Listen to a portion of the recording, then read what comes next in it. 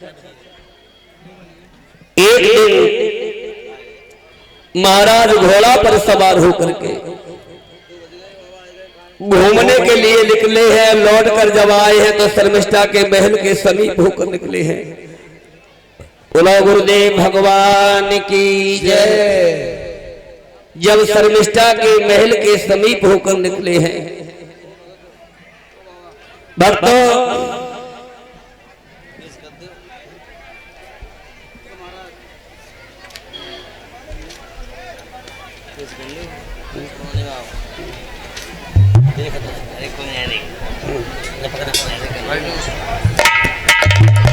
बोलो गुरुदेव भगवान की जय। हमारे गुरुदेव जी अब पधार चुके हैं।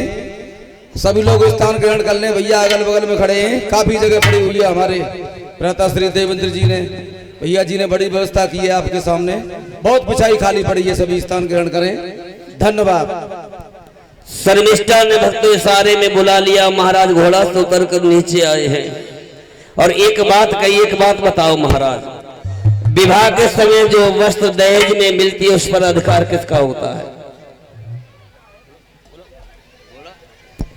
उस पर अधिकार तो दूल्हा का होता है। दूल्हा का होता है। हाँ महाराज जी, मैं भी तो एक दहेज के रूप में आई, क्या हम पर आपका अधिकार नहीं है?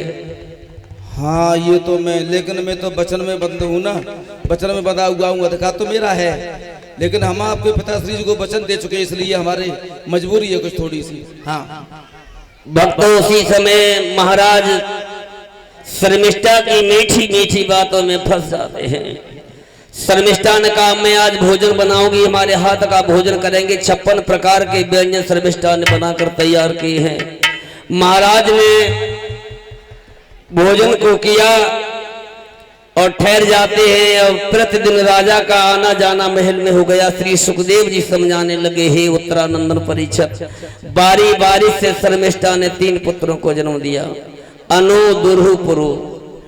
एक दिन आपस में यदु और तुर्वस झगड़ जाते हैं, लड़ जाते हैं। महाराज कहने लगे, जब कभी हम घर में आते हैं तो घर में कलह मची रहती है, जब कभी घर में आते हैं तो घर में कलह मची रहती है।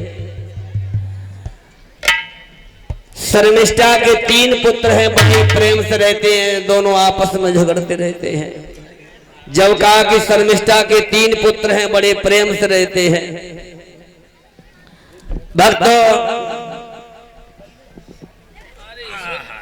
उसी समय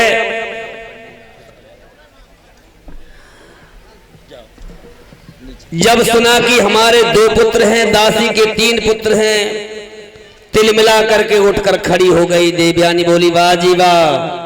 विवाह के समय पिताश्री ने कहा था, उन वचनों को तोड़ दिया, धिक्कारने लगी है और बोली कि ऐ अहीर दोनों बुरे, ऐसे बुरो अहीर, अहे बाचा को मान जाए और बाचा तजय अहीर।